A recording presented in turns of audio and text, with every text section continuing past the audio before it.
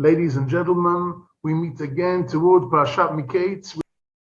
I want to ask one interesting question, that when Yosef is being told, get out of prison and go to Paro, you have to explain his dreams. So the Pasuk says, Vayiritzu min habo, that they made him run out of prison and stand in front of Paro. Of course, he had to get dressed, whatever. By Echlef Simlotav, he had to get dressed, but it was all done. Why do we have to know that 3,500 years ago, when a certain slave called Yosef, a Jewish slave, was going to be brought in front of Paro in order to understand his dreams, that he was running? Why do I have to know that today? What significance does it have? Why is it important? So the Sforno, who was a 16th century big rabbi in Italy, his Perush is absolutely fantastic. Says the Sforno, Kederech kol teshuat Hashem shenaset kemo rega. Every time HaKadosh Baruch Hu wants to bring a geula, whether it's a personal geula like it was for Yosef, or it's a general geula for the whole of Am Yisrael, it's done kerega. It's done in one moment. Vayitzuhu min habo. We have to run, because when HaKadosh Baruch Hu decides the time is up and you need geula, it happens fast. It happens very quickly. And he brings a few proofs from the Tanakh, from different places, that when geula comes, it goes very, very quickly. And that's an amazing message for all of us, and a lot of hope, and a lot of ideas to look forward to, that when the time comes for the good things, they won't take long. It'll happen very, very quickly.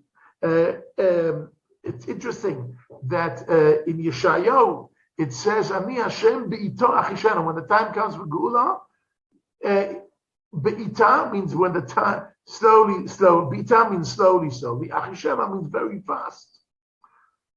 So how does this in the Gemara and Sanhedrin, it says that these two things contradict. So there are a few different ideas there. But I want to be loyal to my great-great-grandfather, the Radak, Rabbi David Kimchi. And he says, Be'ito achishenu, be'ito, when the time comes, achishenu, the whole process will happen very, very fast. Ladies and gentlemen, we live in a very fast world. Our parents and grandparents lived in a slower world, and our children and grandchildren live in a still faster world. And people change their computer, buy a new computer because it's a slightly faster, and change a car, and change their tickets because this airplane is faster than that airplane, and it's faster. Our world is going faster and faster. And we saw in the 6-Day War what could be done in 6 days. Amazing. When we talk about the time of Geula, and we saw with Glasnost, that the Iron Curtain came down really fast. When the time comes, things happen fast, and we have to be ready for it. Story about the Chofetz Chaim, Rabbi Yisrael Meir Cohen from Radin, that he used to live he had a very simple life. He wasn't extravagant, and in his home he did not have cabinets. Instead of cabinets, he had suitcases, and they lived in their house out of suitcases. Why?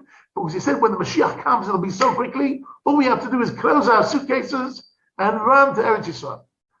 I want to share with you a beautiful idea I heard from my Ethiopian friends and Ethiopian Talmidim who were in Beta Yisrael, who were the Ethiopian community in back there.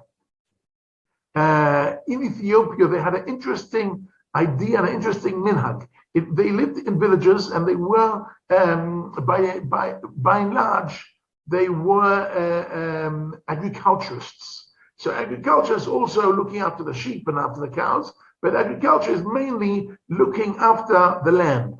And they said that when they wanted to eat fruit, so they bought the fruit of the goyim.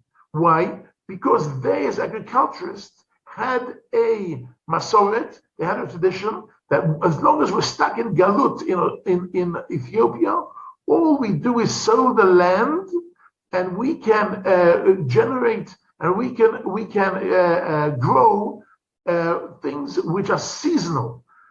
And for that, you sow the land, and you just make the seasonal, whether it's wheat or barley or any type of vegetables, any type of Borei Pri Adoma is really seasonal. Any type of Borei Pri Eitz means it's a tree that wasn't sown, but it was planted. And planting is a long-term thing. And therefore, all the thousands of years that we were not in touch with our Ethiopian brothers and sisters, they did not plant trees. Why? Because when the Geula comes, because when the time comes for Geula, we can't be stuck here because of our trees. We cannot. When we come to the land of Israel, then we can plant trees. And many of the Ethiopians, when they came to Israel, one of the first things they wanted to do, they said, Shechionu, they dug a hole, they planted a fruit tree. Ki tavo el haaretz uneta'atem kol eitz machal. When you come to the land of Israel, that's when you plant fruit trees, because that's for the long run. As long as you are waiting for Geula and Chutz La'aretz, you have to live from your suitcases. You can only sow the land that have seasonal stuff. And all this is actually folded into the beautiful idea of this boy called Yosef, who had to run from the cell in Egypt 3,500 years ago, Vayiritzuhu min habor, from this week's Parsha. And that's why many rabbis, when they finish their explanation, their drasha, their weekly drasha, they say, Bimheira biyomeinu, amen.